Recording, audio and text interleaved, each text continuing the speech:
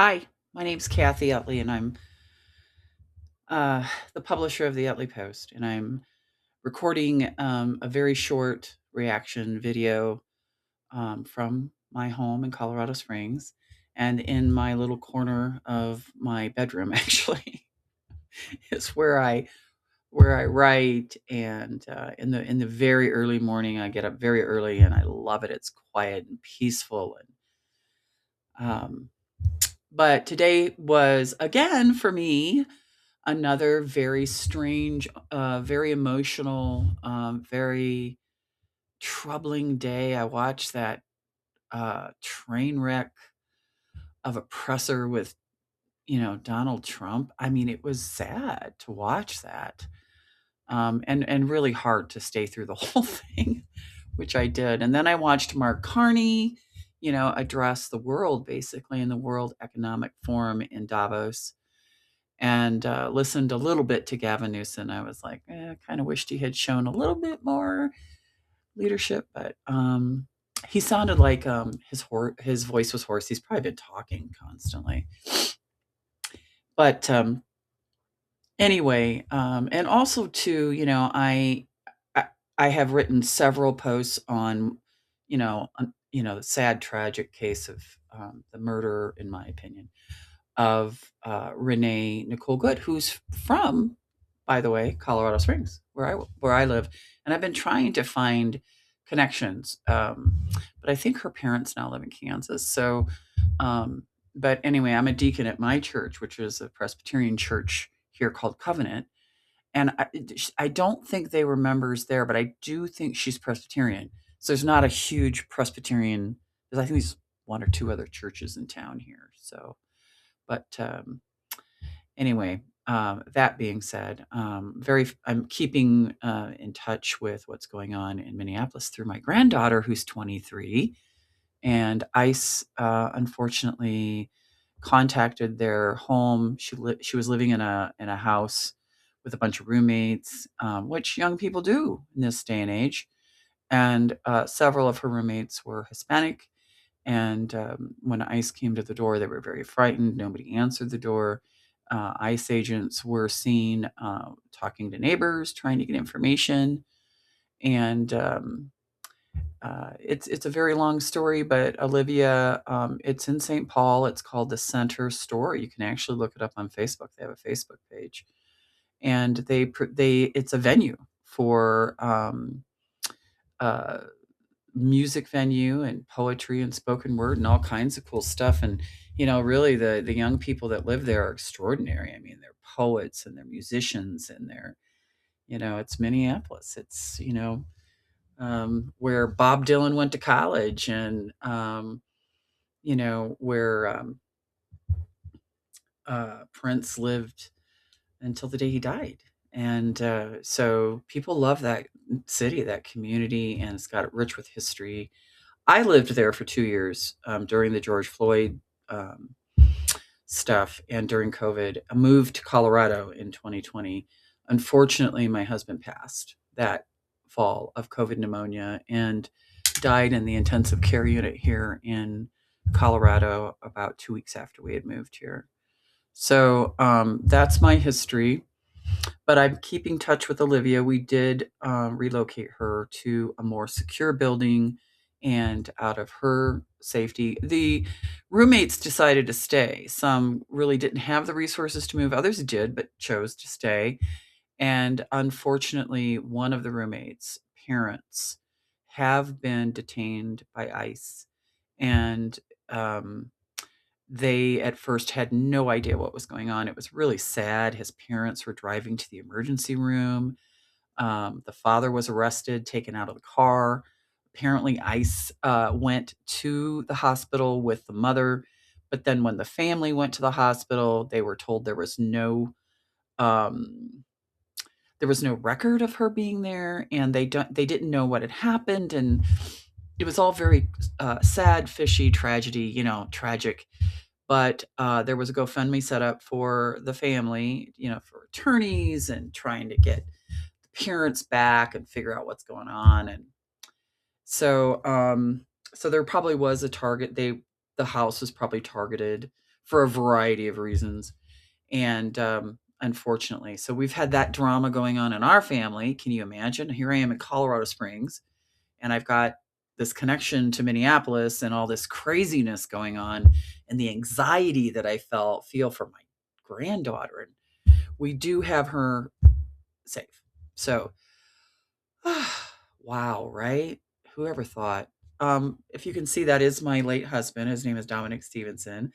I wrote a post about the fact that he's from Trinidad and grew up in the Caribbean, and his connection to Venezuela, and that the people from Trinidad and the Caribbean, you know, they have relatives throughout all these nations, including, the countries like Venezuela and Guyana.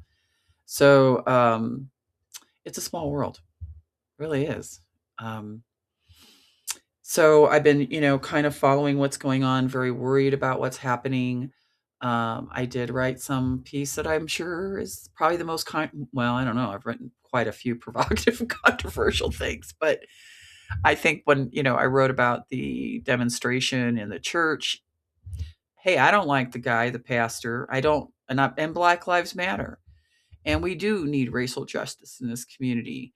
And I don't agree with anything, right now that ICE is doing under this administration, or any administration, really, to be quite honest.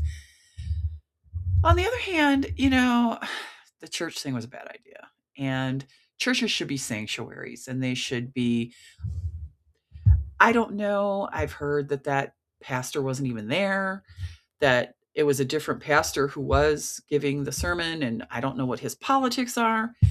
Um, and I imagine the people that were there looked kind of scared, and it these my phone's actually ringing. These places should be private, and they should be safe, and we don't want to set that precedent. And it is possibly, there's some legalities involved, I'm sure. Anyway, with all that being said, I love Minneapolis. I like Mayor Jacob Frey. When I heard that Tim Walz was going to be the vice presidential candidate, I worked for the DFL when I lived in Minneapolis, including I also worked for the MIA, which is the Minneapolis Institute of Art, and I also worked for St. David's Children's Mental Health Center, which provided really meaningful services to children with autism, and primarily Somali children with autism. And St. David's is supported by the one of the Presbyterian churches in the historic churches, actually, in downtown Minneapolis. I was very proud to work there, very proud to work for the Minneapolis Institute of Art. And I was also very proud to work for the Democratic Party in Minnesota. And uh, uh, anyway, I'm just really super concerned about what's happening in our country right now. And um, I'm also a deacon in my church, so I write from a very spiritual perspective. I hope. I hope I don't sound too preachy. I'm trying. I'm trying not to. But yet, it was really important to me to give a voice to those of us who do have a deep relationship with God and Christ, and yet do not interpret the scriptures or Christ's message like the Christian nationalists do, or like people. And I didn't want. I know there's a lot of really good Christian writers on Substack. I didn't want to get thrown into. We don't want to get associated or thrown in with people that have very radical views, in my opinion, about Christianity, about Christ's message, about how we present ourselves in this world as Christians, how we treat our neighbors. I didn't really want to be associated with, some of the folks that were, in my opinion, confused about what their role is in this world. Um, and so that's why when I started writing for Substack, I decided to kind of bring that sort of voice into my worldview and my vision of what's happening domestically, globally, locally, personally, and and I'm a techie person and a sci-fi.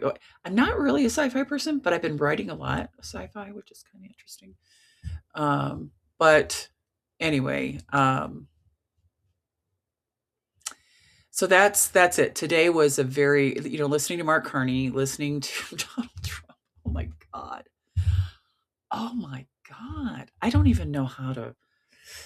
Wow. I did for a while watch The Bulwark because they were doing kind of this little side panel and making comments, kind of sort of reminded me of the oh no, I can't think of the critics, like the characters that would watch these really bad like sci-fi movies and then make jokes about it.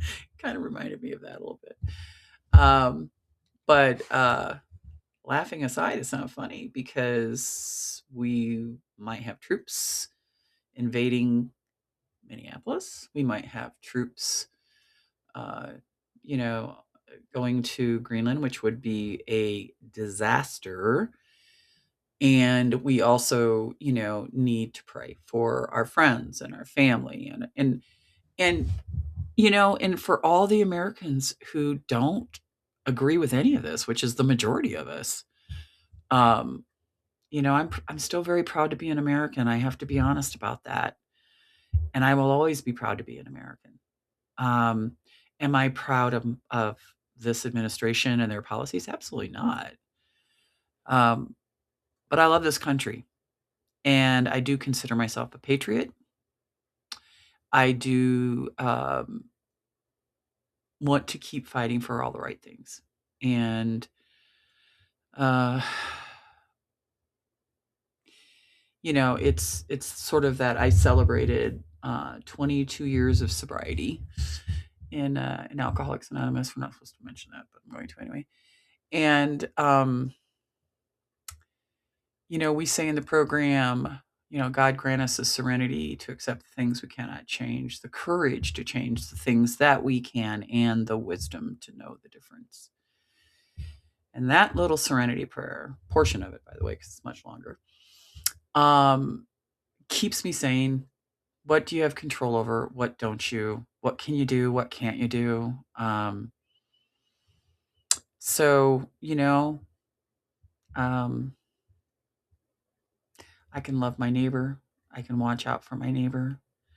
I can write about things. I can bring awareness. I can report things from my point of view, or maybe sometimes I might have unique information or a unique point of view. I can volunteer. I can get engaged in and support financially organizations that I think are fighting the good fight. Um, and there are Substack. I believe that there are some of the Substack um, writers that I like to support because I think they're doing good work and they're doing, really important work. Um, Ellie Leonard is one, Zev Shalev, Dean Blundell, um, blah, blah. Who else am I thinking of? Oh my God, I can't think of her name, but she's the historian. Oh God, I'm having a senior moment. But anyway, check out the Utley Post. Try to post every day. I've missed a few days recently for a variety of reasons.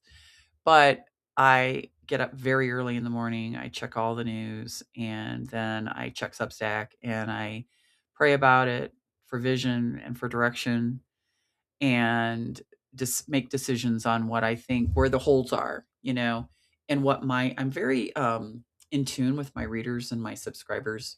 So what they I think would be interested in reading the doing some of the I love how Substack lets you do some of the demographics of your subscribers and your followers and stuff.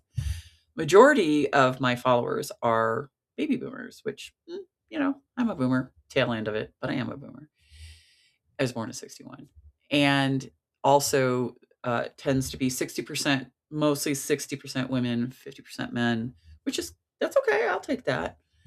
And like I said, most of my subscribers, my readers, my paid subscribers are women primarily that are my age or older, or also a little bit younger, so that Gen X kind of generation too. So I wish I could get younger generations to read my Substack, but I don't know.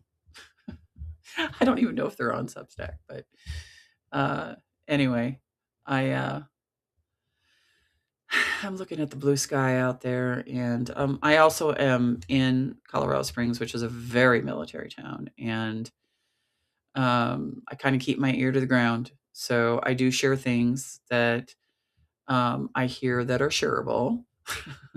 Not that I would hear anything that's not, but I do try to be kind of protective and careful. One time I heard something and then I shared it, and someone got very angry with me, and they had a right to, because I think I was kind of telling something that I heard by accident, and then I was resharing it publicly, and that person was like, "Probably not a good idea." So I will never do that again. So I don't want to jeopardize anyone's safety. Trust me, I do not. So, well, anyway, I want to thank everyone. I'm almost coming up on my year with Substack, and it's been an extraordinary adventure.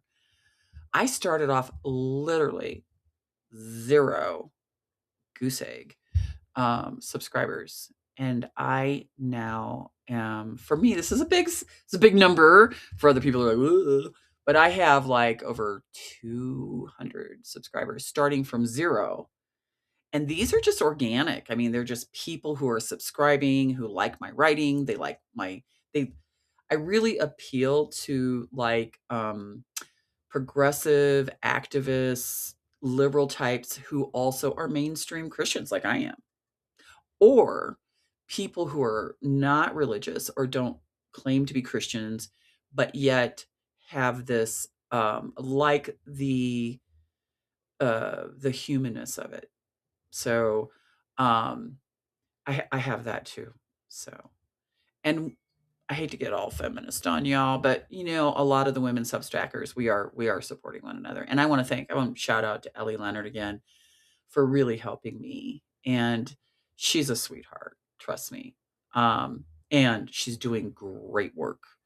So check her out. I think she has two. It's Ellie Leonard, and then there's the panicked writer or something like that. That's good too. Um, but I also follow not just all the political stuff. I love art and design and all kinds of stuff. So I follow that stuff too. I will bid you adieu. I'm gonna be my son and I've mentioned this before, but he kind of was so angry after um Renee Good had been killed that he just, and my daughter, who both write for my Substack, could not bring themselves to do any kind of a video thing because they were so angry and upset. And I literally cried through the whole thing like an idiot. But um apparently those went crazy on TikTok. Social media. People loved it. I was blubbering about, just crying my eyeballs out. And drama. So anyway, I just wanted to thank you. We are going to do, my family and I are going to do I think we're just going to do a Zoom thing. They don't want to do live stuff because it's just for them too much pressure. They want to be able to kind of do something like this where it's just a recording and then you can edit it and stuff like that. I think they just don't feel comfortable doing a live. I don't care. I love doing live stuff, but this is not a live recording. Anyway, thank you for listening. Thank you from the bottom of my heart. Thank you for subscribing. And let's all stick together, support one another, pray for one another, and help each other out. Help your neighbors out. If you have Latino neighbors, Hispanic, if you have immigrant neighbors that aren't. I've heard this is kind of cool. People are going to the grocery store for them, or helping out. And don't be surprised if like if I walk over to my neighbor's house, they might not trust me. I don't blame them. It's got to be kind of a scary time. Um, and so, anyway, thank you so much. God bless all of you. And we will see you on the flip side.